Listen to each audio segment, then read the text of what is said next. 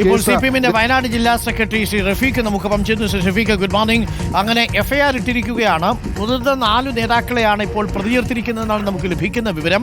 ഇതിൽ IC Balakrishnan 1-ാം പ്രതിയാണെന്ന് DVSP പറയുന്നു. അങ്ങനെയാണെങ്കിൽ CPM ഉയർത്തിക്കൊണ്ടുവന്ന ഒരു വാദം പോലീസും അംഗീകരിച്ചിരിക്കുന്നു എന്ന് വേണം മനസ്സിലാക്കാൻ.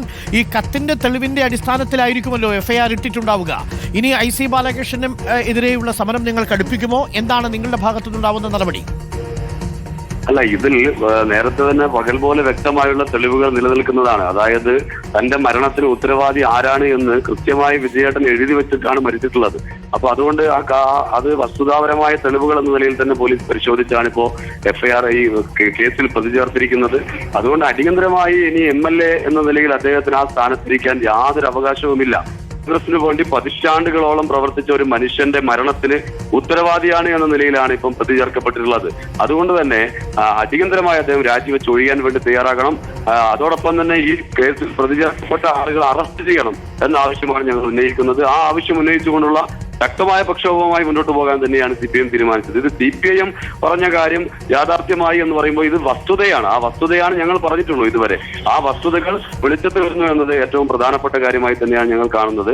ഇവിടെ നേരത്തെ ഞങ്ങൾ സൂചിപ്പിച്ചതുപോലെ തന്നെ ഇതൊരു ഒരാളുടെ മരണമോ അല്ലെങ്കിൽ രണ്ടുപേരുടെ മരണമോ എന്ന രൂപത്തിലല്ല, പകരം ഇത് യഥാർത്ഥത്തിൽ കോൺഗ്രസ് നേതൃത്വം ആസൂത്രിതമായി നടത്തിയിട്ടുള്ള കൊലപാതകം എന്ന നിലയിൽ തന്നെയാണ് ഇതിനെ വിലയിരുത്താൻ വേണ്ടി കഴിയുക. കാരണം 5 പതിറ്റാണ്ട് കാലമാണ് കോൺഗ്രസിന് വേണ്ടി ഈ വിജയേട്ടൻ ഉൾപ്പെടെയുള്ള ആളുകൾ പ്രവർത്തിച്ചത്.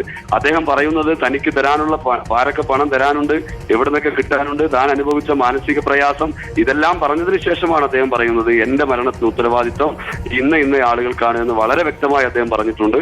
അതിപ്പോ പോലീസ് അതിന്റെ ഭാഗമായി കൃത്യമായി പരിശോധന അടിസ്ഥാനത്തിലാണ് പ്രതി ചേർക്കപ്പെട്ടുള്ളത്.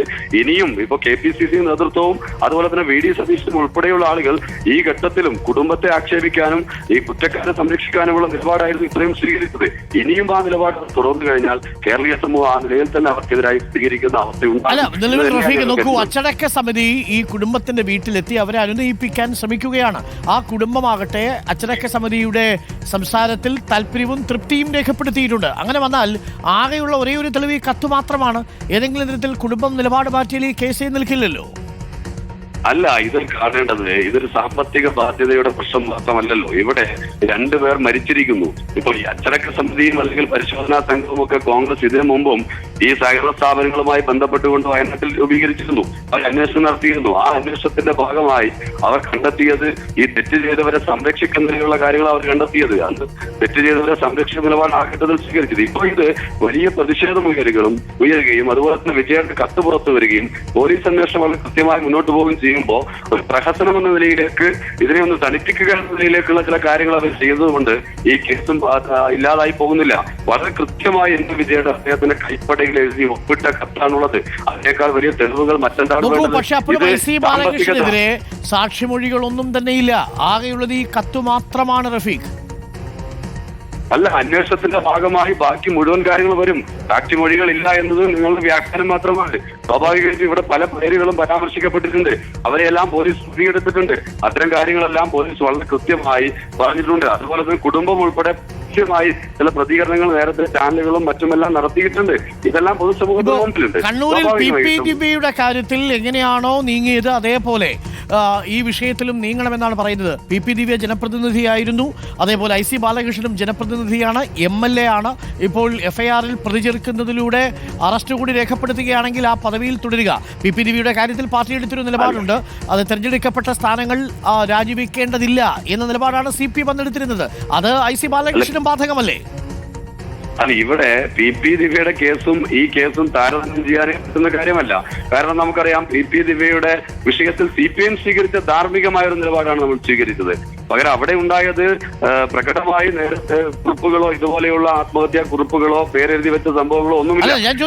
IC ബാലകൃഷ്ണൻ രാജിവെക്കണമെന്ന നിലപാട് റഫീഖ് നിങ്ങൾ എടുക്കുമ്പോൾ നേരത്തെ MV ഗോവിന്ദൻ മാഷ് പറഞ്ഞൊരു നിലപാടുണ്ടല്ലോ. പാർട്ടിയുടെ നിലപാട് ഇത്തരം കേസുകളിൽ പെട്ടാൽ ജനപ്രതിനിധികൾ എന്ന നിലയിൽ അവർ വഹിക്കുന്ന പദവികൾ രാജിവെക്കേണ്ടതില്ല.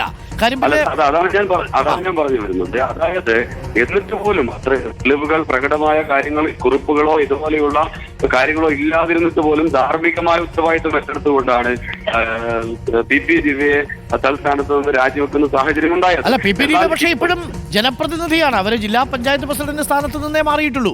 ഐ.സി. ബാലകൃഷ്ണൻ MLA എന്ന നിലയിൽ രാജിവെക്കാൻ പറയാൻ നിങ്ങൾക്ക് എന്ത് ധാർമ്മികമായ ഉത്തരവാദിത്വം എന്നാണ് ചോദ്യം. അല്ല, നിങ്ങൾ ഞാൻ പറഞ്ഞു വരുന്നത് നിങ്ങൾ തന്നെ പറയാൻ അനുവദിക്കൂ. അതായത് ഇത് 2 പേർ മരണത്തിനിരയായത് അതും കോൺഗ്രസിന്റെ തന്നെ സമ്പന്നതരായ 5 പതിറ്റാണ്ടുകാലം കോൺഗ്രസിന് വേണ്ടി പ്രവർത്തിച്ച DCC ട്രഷറർ അദ്ദേഹം എഴുതി വെച്ചിരിക്കുന്നു. ഇന്നയാൾ ഉത്തരവാദിയാണെന്ന് കൃത്യമായി എഴുതി വെച്ചിരിക്കുന്നു. അതുപോലെയുള്ള തെളിവുകളല്ല മറ്റുള്ളത്. അതായത് ധാർമ്മിക ഉത്തരവാദിത്വം ഏറ്റെടുത്തുകൊണ്ട് രാജിവെക്കണമെന്നാണ്. അല്ല, ഇതിൽ ഇനി തുടരാനുള്ള യാതൊരു അവകാശവും ഇവർക്കില്ല. ഈ പറയുന്ന I.C. ബാലകൃഷ്ണനെ ഇത്തരത്തിലുള്ള തെളിവ് കൃത്യമായി പുറത്തു വരികയും പോലീസ് പ്രതി ചേർക്കപ്പെടുകയും ചെയ്ത സാഹചര്യത്തിൽ ഒരു നിമിഷം പോലും ഇനി തുടരാനുള്ള അവകാശമില്ല. അദ്ദേഹം രാജിവെക്കുകയല്ലാതെ മറ്റു മാർഗമില്ല. അദ്ദേഹം രാജിവെക്കുന്നത് വരെയുള്ള പ്രക്ഷോഭമായി മുന്നോട്ട് പോകും. രാജിവെച്ചാൽ മാത്രം പോരാ, ആ പ്രതി ചേർക്കപ്പെട്ട ആളുകളെല്ലാം അറസ്റ്റ് ചെയ്യണം. ഈ ആവശ്യം ഞങ്ങൾ മുന്നോട്ട് വെക്കുന്നുണ്ട്. ഓക്കെ, അതായത് അറസ്റ്റ് വൈകിപ്പിക്കരുത്, മുൻകൂർ ജാമ്യത്തിനുള്ള അവസരങ്ങളൊക്കെ കൊടുത്ത് അറസ്റ്റ് വൈകിപ്പിക്കരുത് എന്നാണ് പാർട്ടിയുടെ നിലപാട്. അല്ല, പോലീസിന്റെ ഭാഗത്തു നിന്ന് കൃത്യമായ നടപടികളും ഉണ്ടാവുന്നുണ്ട്. അതുകൊണ്ട് അടിയന്തരമായി അറസ്റ്റ് ചെയ്യണം എന്ന് തന്നെയാണ് ഞങ്ങളുടെ നിലപാട്. Okay, thank you Shri Rafeeq. Shri റഫീഖാണ് വയനാട് CPM ജില്ലാ സെക്രട്ടറിയാണ് ഇപ്പോൾ പ്രതികരിച്ചിരിക്കുന്നത്. കടുത്ത പ്രക്ഷോഭ പരിപാടികളിലേക്ക് CPM പോകാൻ പോകുന്നു. ഇപ്പോൾ I.C. ബാലകൃഷ്ണൻ MLA ആ സ്ഥാനം രാജിവെക്കണം, ND അപ്പച്ചൻ അടക്കമുള്ളവർ DCC പ്രസിഡന്റ് സ്ഥാനമൊക്കെ രാജിവെക്കുക. അപ്പോൾ ഇത്തരം ആവശ്യങ്ങൾ ഉന്നയിച്ചുകൊണ്ട് CPM കടുത്ത പ്രക്ഷോഭത്തിലേക്ക് പോവുകയാണ്. കോൺഗ്രസ് വീണ്ടും പ്രതിരോധത്തിലാവുന്നു.